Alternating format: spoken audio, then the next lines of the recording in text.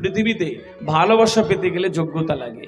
এমনি এমনি কেউ ভালোবাসবে না, এমনি এমনি কেউ দাম দেবে না, এমনি এমনি কেউ কাউকে মূল্য দেয় না, এমনি এমনি কেউ কাউকে এনে বলবে না বাবা এখানে বসো আর কিছু করে খাও, সবাই লাত মারতে ব্যস্ত।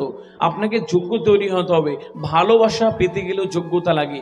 এই জায়গাটা যখন আপনি বুঝে যাবেন, আপনার এবং আপনার যেই পরবর্তী প্রজন্ম, আপনার সন্তানের জীবন সুন্দর হবে। এবং আমি কতটা সুন্দরভাবে তাদেরকে ট্রিট করছি, that is very important deal. সম্মানিত উপস্থিতি, ছোট্ট একটা গল্প বলি, আপনারা শুনে থাকবেন। একজন বাবা বাড়িতে রয়েছে, মা তাদের ছোট্ট একটা সন্তান মাকে গিয়ে বারবার জ্বালাচ্ছে, গিয়ে বলছে মা খেলনা দাও না, খেলবো, একটা চকলেট দাও না, মা আমাকে এটা দাও না, অনেক জ্বালাচ্ছে। তো মা ওর বাবাকে ডেকে বলছে যাও না, ওকে একটা চকলেট দিয়ে নিয়ে আসো, অনেকক্ষণ ধরে জ্বালাচ্ছে, আমি কাজ করছি সংসারের।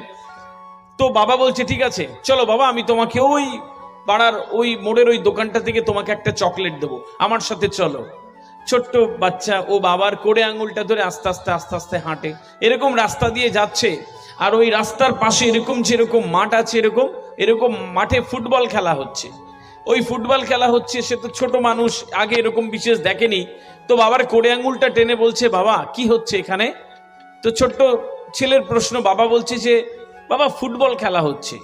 তো বোঝে না ফুটবল খেলা কি, আর একটু যায়, আবার কোড়ে আঙুলটা টেনে বলে যে বাবা কি হচ্ছে এখানে? তো বলছে বাবা ফুটবল খেলা হচ্ছে। তো বোঝে না, আবার একটু যায়, আবার কোড়ে আঙুলটা টানে, বলছে বাবা কি হচ্ছে? বাবা বলে ফুটবল খেলা। একদম মাঠের কোণে গিয়ে ছেলেটা যখন বুঝতে পারছে না, আবার কোড়ে আঙুলটা টেনেছে, দিয়ে বলছে বাবা কি হচ্ছে এখানে? তো বাবা এবার রাগ করছে, রেগে গেছে বাবা, অনেকবার জিজ্ঞেস করছে, একই কথা বলছে। তো বলছে বাবা লাথি মারছে।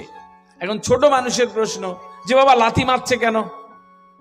ছোট বাচ্চা তো বলছে বাবা লাথি মারছে কারণ বলটা ফাঁপা জিনিসে সবাই লাথি মারে বাবা, সুতরাং জীবনে ফাঁপা হবে না, যাও।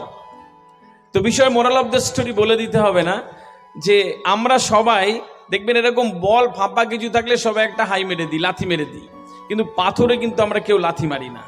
অনেক বড় একটা শিক্ষা দেয় এই ছোট্ট একটা গল্প, যে আপনি আপনার সন্তানকে 10 বছর 15 বছর পরে ফাঁপা বলের মতন করে যাচ্ছেন না ভরাট নিরেট পাথর করবেন, যে কেউ লাথি মারতে ওইটাতে দুবার ভাববে, আর নইলে একবার এদিক থেকে লাথি মারবে ওই দিকে যাবে, আর ওই দিক থেকে লাথি মারবে ওই দিকে যাবে। এরকম করে যাচ্ছেন আপনার সন্তানকে, নাকি একটা নিরেট পাথরের মতন সুন্দরযোগ্য একটা মানুষ করে যাচ্ছেন? এটা আজকে বসে আপনার এখান থেকে ঠিক হয়ে যাচ্ছে।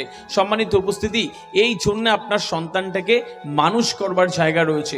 আমি আপনাদের প্রত্যেককে শুভেচ্ছা জানাচ্ছি যারা এখানে উপস্থিত রয়েছেন, যে প্রত্যেকেই যদি আমরা একটু চেষ্টা করি, দেখবেন একটা সময় পরে একটি দুর্দান্ত অবস্থান নেবে একটা মানুষ।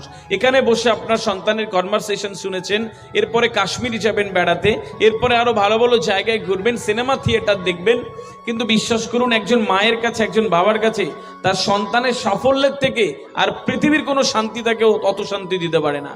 কোনোদিন যদি এরকম হয়, আমার ভালো লাগবে আলামান চিলড্রেন একাডেমি আর একটা অনুষ্ঠানে আরো 5 বছর পরে আল্লাহ সুবহানাহু ওয়া তাআলা যদি বাঁচিয়ে রেখে আমাকে আবার ডাকবে, মা হিসেবে ঠিক এরকম ভাবে আপনি বসে থাকবেন, আর আপনার সন্তানরা অনেক বড় হবে, বিরাট বড় অফিসার, ডাক্তার, বিজ্ঞানী হওয়ার জন্য এখান থেকে পুরস্কার নেবে, আর আমার হাত দিয়ে কোনো একটা সন্তানকে আমি পুরস্কার দেবো, আর আপনি ওখানে বসে বসে চোখের কোণের একটা জল আসবে, চিকচিক করবে, আর যেই আনন্দ পাবেন ওই আনন্দটা পৃথিবীর কোনো আনন্দ দিতে পারবে না।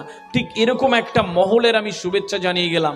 মানুষ চাইলে সব পারে, মানুষ চাইলে সব পারে। अगर किसी चीज को सच्ची दिल से चाहो तो पूरी कायनात उसकी मिलाने की साजिश में लग जाती।